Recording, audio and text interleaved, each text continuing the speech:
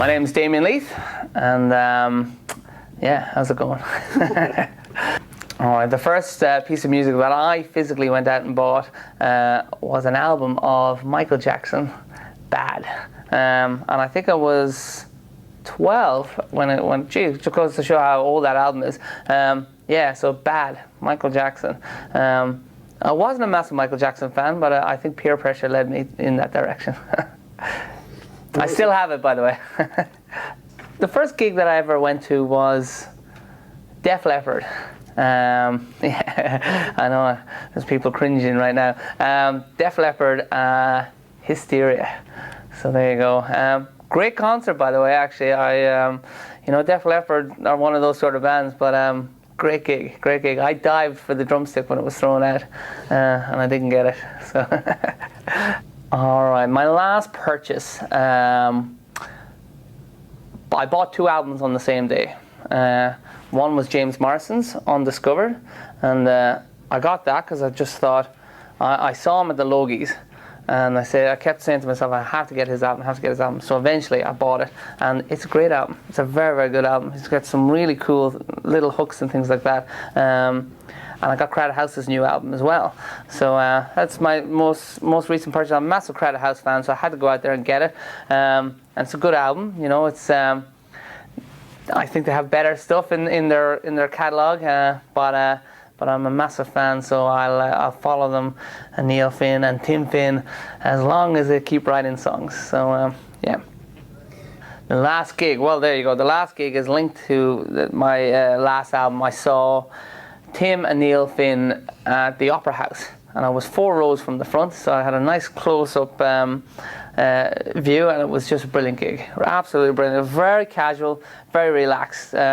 Same sort of kind of gig I like to do myself. So that sort of, you almost feel like he's just singing to just you, and it was that sort of gig. It was the guys just seemed like the room could have had 100 people, but instead it had thousands and thousands. And yeah, fantastic. So, favorite piece of music is a difficult one because I love all styles and I love all sorts of genres and the whole thing. It's so hard. There's one album I still play to this day whenever I get a chance, and I always try and make sure I have a copy, and it's Radiohead, The Bends. It's a brilliant album, and it's one of those sort of ones that always brings me back to great times. You know, that whole era of music when the Bends came out, and you had all these other cool bands that were roaming around then, Pearl Jam, 10, and all those, because it would have been around the same time, and you know, even Jeff Buckley, Grace wouldn't have been far off that time either. So a lot of really cool bands, but yeah, Radiohead, The Bends. I tell you, the gig I remember more than anything else, not because of great music, not because of anything, was Green Day.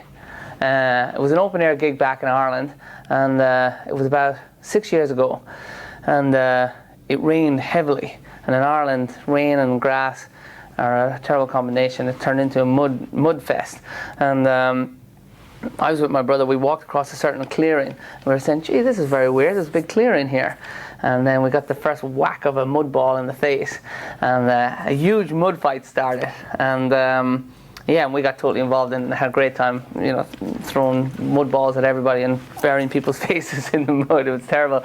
But the guys from Green Day stopped playing the music and said, what the hell's going on out there? You know, you guys need to calm down. It was like a riot, but everybody was having a great time. It really was. It was great fun. So yeah, so that Green Day concert is, I'm going to say that is my most memorable. All right. My preferred duet would be one of 2 songs. Firstly, Fairy Tale of New York, which was originally a Pogues number, and it's a real cool, rowdy number, which anyone from Ireland knows, but it's, you know, it's getting around the world. That or Nothing Compares to You, the Prince version. And who I'd like to do it with is Dolores O'Riordan from the Cranberries. You know, because, well, first of all, Fairy Tale of New York, she's got the voice that would really do that. And I think, you know, we're definitely not the Irish connection. She's got just such a very distinct voice. I think it would be interesting just hearing the two of us playing together. So, yeah, Dolores O'Riordan, Fairy Tale of New York, or nothing compares to you. So there you go.